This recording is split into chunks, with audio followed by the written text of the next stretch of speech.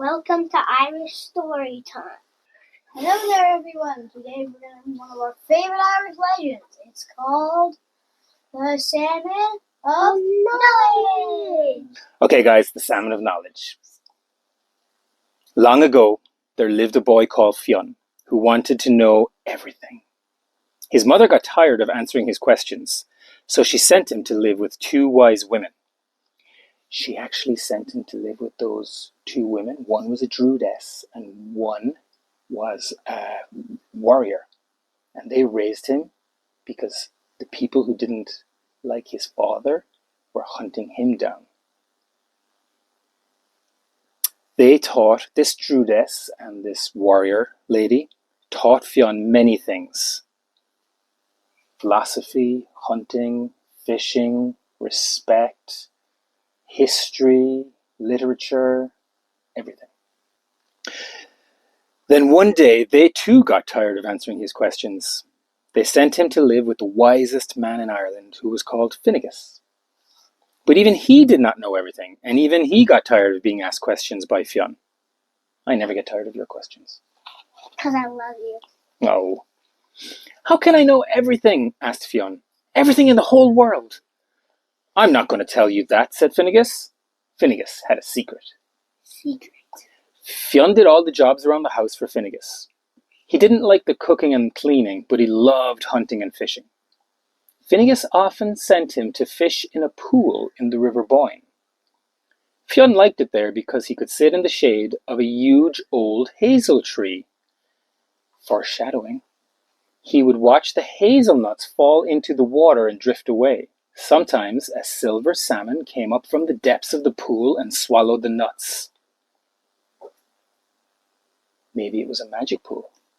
And that's why he's like, numb. And maybe that salmon ate all, the legend has it that salmon ate all 9 of the magic hazelnuts from the hazel tree, whose roots went deep into this magic well, reached into the other world, the underworld with the fairies, and gained all the knowledge of the world. Came up in through the roots into the hazelnuts, they fell in, and then the salmon ate them. Then one day, Fionn caught the salmon. When Finegas saw the fish, he became very excited. Cook it at once, he said, and don't eat a single bite of it. This fish is all for me. Fionn thought this was a bit unfair. The salmon was huge, and he was the one who had caught it. But Finegas was his master, so he would do as he was told. He lit a fire and cooked the salmon. Even though it smelt delicious, he did not taste any of it. But as he was taking it off the fire, he burnt his thumb on the salmon's hot, bubbling skin. He stuck his thumb in his mouth and sucked it to stop the pain. Then he took the fish to Finegas. You didn't eat any of the salmon, did you? Finegas asked, suspiciously. I did not, said Fionn. You didn't even taste its skin, did you? Said Finegas. Fionn started to say, I did not, again, but then he remembered. I just put my finger in my mouth when I burnt it on the skin, but I didn't eat any. Finegas was furious. Now you have it! You have the knowledge!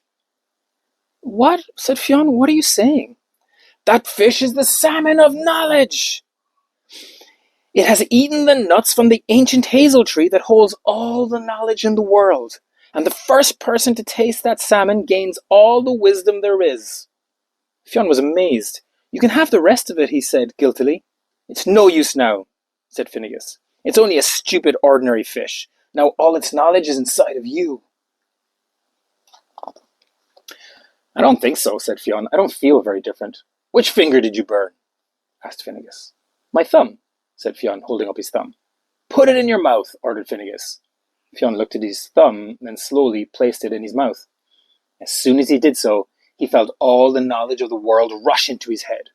He had only to think of a question, any question, to know the answer immediately. Poor Finegas. They ate the rest of the fish together anyway, but Finegas could not eat very much. He knew now he would never have the wisdom he had waited for all his life. Instead, the knowledge had gone to a little boy. When Fionn grew up, he became a great warrior and hunter, and a wise leader of the Fianna, the greatest band of warriors Ireland has ever known. And whenever he needed to know anything, all he had to do was put his thumb in his mouth and bite hard on it. He never had to ask anyone any questions ever again. I know I say this a lot, but I love that story. This version one ever. is the best Irish legend. It really is, because there's so many versions. I learned that story when I was your age, and there's so many different levels. How often do we talk about this story in our house? Every single time that we eat salmon. Jinx. And speaking of salmon, we're having salmon tonight, right? Wait, don't I jinxed you? No, we're not having it tonight. I'm so angry. Maybe tomorrow. His Finegas got really upset with Fionn, but he really could have explained to Fionn in the first place what. He didn't have to be so secretive. Maybe he thought he had to be secretive, but he might have been more careful if Finegas had been more open with him. But again, Finegas had waited all his life to find the salmon that had eaten the 9 hazelnuts.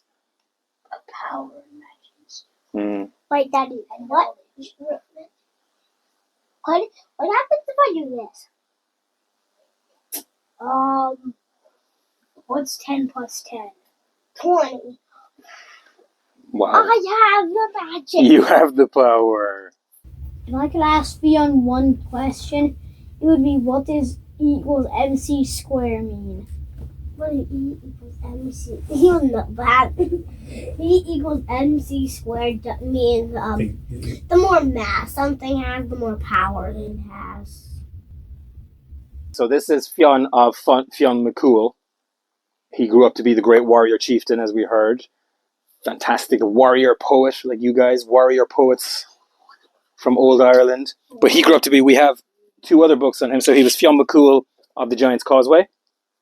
And he was the leader of Na Fianna, which is a bigger book. Oh, we're doing a show and tell. So this is really Fionn McCool's origin story. Origin story. I wonder, what would have happened if Fionn didn't burn his finger? Finegas could have eaten the fish and he would have been wise, but I don't know what he would have done with it. But Fionn became a leader of Na Fianna, the band of Irish warriors. Very wise group. They weren't just fighters.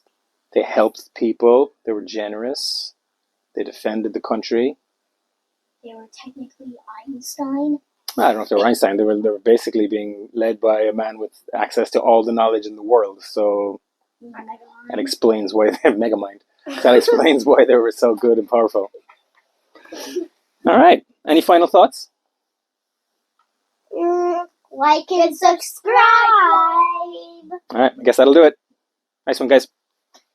Bye-bye. Peace out. Yesterday, one time you told us about the snake of stupidity. We're not going to talk about the snake of stupidity today.